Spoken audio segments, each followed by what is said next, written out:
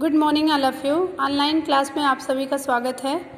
आज हम हिंदी पद्य साहित्य के इतिहास के बारे में जानेंगे। पद्य साहित्य को भी 4 भागों में बांटा गया। विद्वानों ने इसे कितने भागों में बांटा? 4 भागों में। पहला आदिकाल, आदिकाल को ही वीर गाथा काल भी कहा गया। दूसरा पूर्व मध्य काल, जिसको भक्ति काल ही भी कहा गया। तीसरा उत्तर मध्य काल, इसको रीतिकाल कहा गया।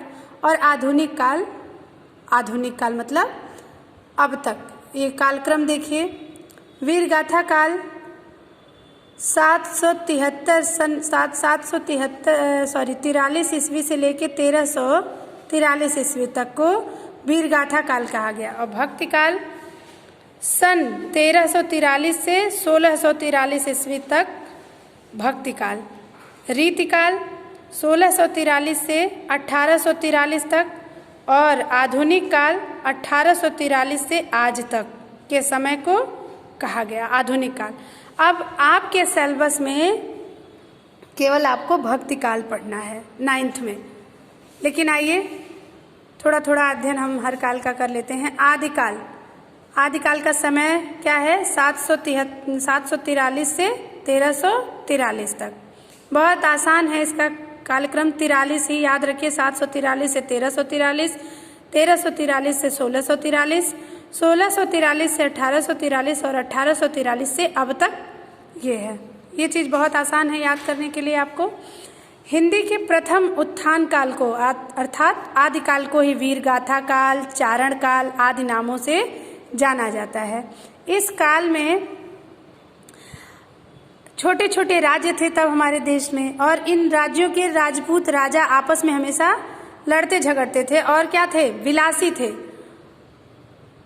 एक दूसरे से ईर्ष्या करते थे, एक दूसरे को नीचा दिखाते थे और तमाम तरह की बार बार लड़ाइयाँ होती थी। मुसलमानों के आक्रमण भी इसी काल में ही आरंभ हो गए थे।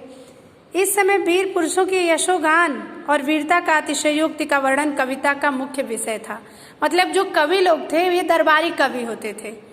आदिकाल में दरबारी कवि होते थे। जैसा कि एक नाम इसका वीर गाथा काल है, तो वीर की गाथाओं का वर्णन करना। जो वीर राजा होते थे सारे दरबारी कवि अपने राजाओं का बखान करते थे कविता में।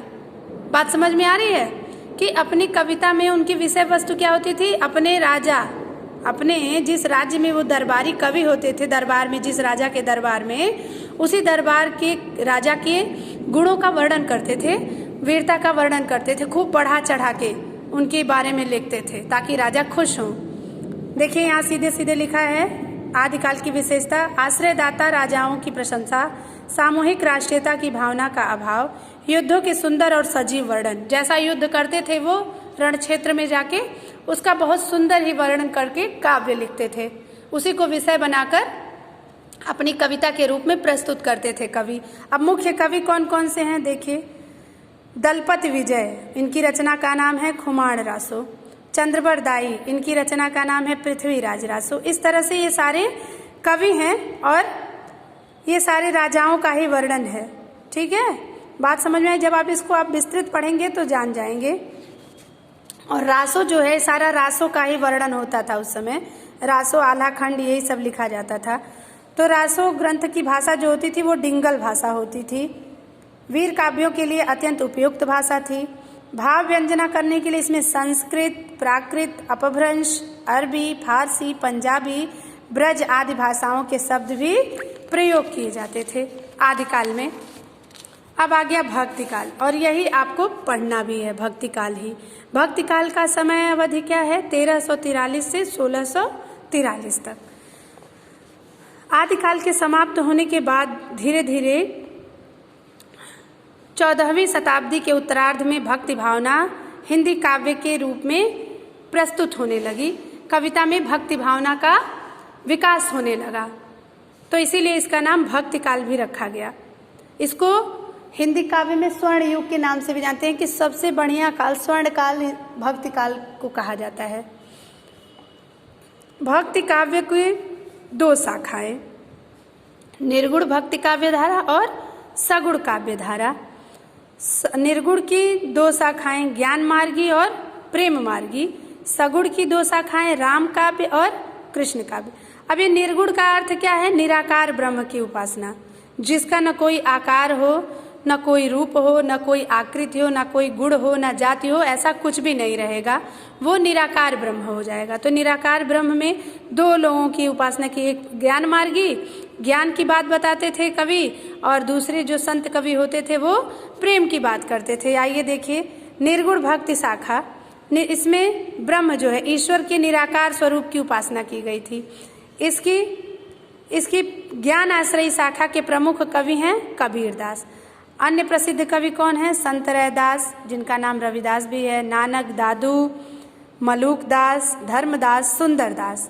ठीक। अब दूसरी निर्गुण काव्य की शाखा क्या है? प्रेम आश्रयी, जिसमें क्या राजकुमार और राजकुमारियों के प्रेम गाथाओं को फारसी के मसनवी से बड़े सुंदर ढंग से प्रस्तुत किया जाता था। कविताएं दोहा और चौपाई छंदों में लिखे जाते थे। प्रेम के पीर, विरह वेदना की तीव्रता, और इसके सर्वश्रेष्ठ कवि, प्रेम मार्गी के सर्वश्रेष्ठ कवि मलिक मोहम्मद जायसी को माना जाता है, और इनकी रचना है पद्मावत। बात समझ में आ गई ना? तो ये देखिए, ये प्रेम मार्गी शाखा के प्रमुख कवि कौन हुए? मलिक मोहम्मद जायसी, और ज्ञान मार्गी के प्रमुख कवि कबीरदास जी। ठीक है। अब देखिए सगुण, ये तो आपके निर्गुण के दो शाखाओं का वर्णन हो गया। अब सगुण भक्ति शाखा, सगुण भक्ति शाखा में भी दो रूप प्रस्तुत किया गया, दो भाग बताए गए, एक राम काव्य और एक कृष्ण। राम काव्य को ही रामाश्रयी शाखा कहा जाता है, और कृष्ण काव्य को कृष्णाश्रयी शाखा भी कहा जाता है। ठीक है। जैसे देखिए यहाँ दिया हुआ है, ये रामाश्रयी शाखा के बारे में बताया गया है कि भगवान के अवतार का वर्णन है, रामचंद्र जी के विषय में बताया गया है सारी चीज़ें। राम भक्ति, यहाँ तुलसीदास जी प्रमुख कवि हैं।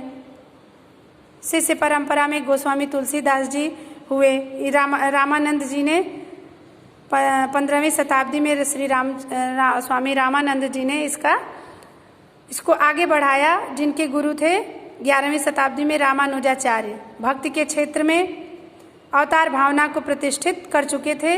उन्हीं की शिष्य परंपरा में 15वीं शताब्दी में स्वामी रामानंद जी हुए, और इनकी शिष्य परंपरा में गोस्वामी तुलसीदास जी आए। इन लोग लगातार राम भक्ति के बारे में ही, राम जी के चरित्र का ही वर्णन, राम जी से संबंधित सारे विषयों को काव्य के रूप में प्रस्तुत किया। दोहा, चौपाई, छंद आदि काव्य के रूप में इसको विषय बनाकर प्रस्तुत किया। अब कृष्णाश्रयी शाखा में देखिए, सगुण उपासना में दूसरी शाखा जो कृष्णाश्रयी अर्थात कृष्ण काव्य था, इसके अंतर्गत श्री कृष्ण के पूर्ण ब्रह्म के रूप में प्रतिष्ठित हुए श्री कृष्ण भगवान के बारे में इन लोग रचना किए। और इसके कृष्ण भक्ति के प्रवर्तन का श्रेय किसे जाता है? किसने सबसे पहले सर्वप्रथम किया? श्री वल्लभाचार्य जी ने।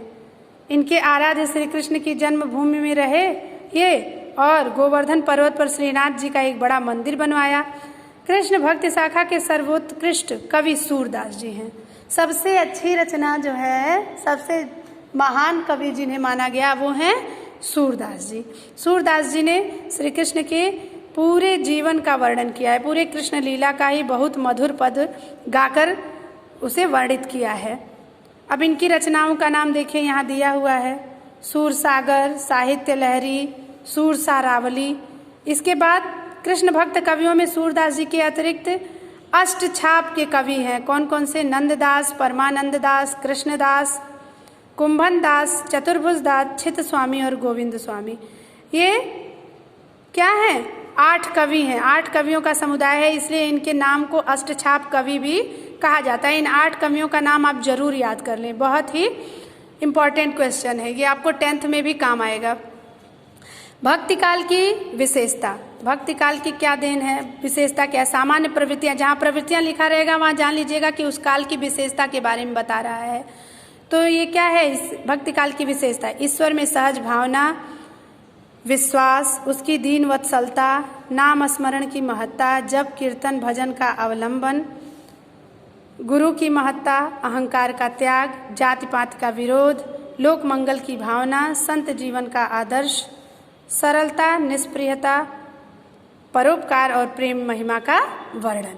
ठीक है, इस तरह से आप इसको याद कर लेंगे। आपके सिलेबस में भक्ति काल ही है, ऐसे ही आप डायग्राम बनाएंगे भी। अभी हम आपको इसका पिक खींच के भेजेंगे, आप अच्छे से पढ़ेंगे और इससे संबंधित जितने भी क्वेश्चन आंसर हैं उसे आप याद करेंगे। इसके बाद रीतिकाल का समय आया। अभी आप जब 10th में जाएंगे तो ये रीतिकाल आपको पढ़ना पड़ेगा। रीतिकाल में मुगल साम्राज्य स्थापित हो गया हमारे देश में और मुगल बादशाहों के प्रेमों का वर्णन होने लगा। जो बादशाह होते थे, राजा रानी होते थे, उनके प्रेम संबंधों का वर्णन को विषय बनाकर कविताएं प्रस्तुत की जाने लगी। और आधुनिक काल, आधुनिक काल को भी 5 भागों में बांटा गया। भारतेंदु युग, द्विवेदी युग, छायावादी युग, प्रगतिवादी युग, प्रयोगवादी और नई कविता। तो ये दोनों युग आपको 10th में पढ़ना है। आपको अभी बस केवल भक्ति काल पढ़ना है। भक्ति काल को खूब अच्छे से तैयार कर लीजिएगा और भक्ति काल से संबंधित ये सारे क्वेश्चन हैं। इन सभी क्वेश्चन को मैं आपको सेंड करूंगी। इन सभी क्वेश्चन का आंसर आप ढूंढेंगे और जिस क्वेश्चन का आंसर आपको नहीं मिलेगा, नहीं समझ में आएगा, तो आप हमसे ऑनलाइन क्लास जब हम लेंगे तो आप संपर्क करके पूछ लेंगे। ठीक है, इन दोनों पेज का मैं पिक खींच के आपको सेंड कर रही हूँ और इस तरह से आप भक्ति काल के सारे प्रश्नों को लिखेंगे और याद करेंगे। आज के लिए इतना ही, धन्यवाद।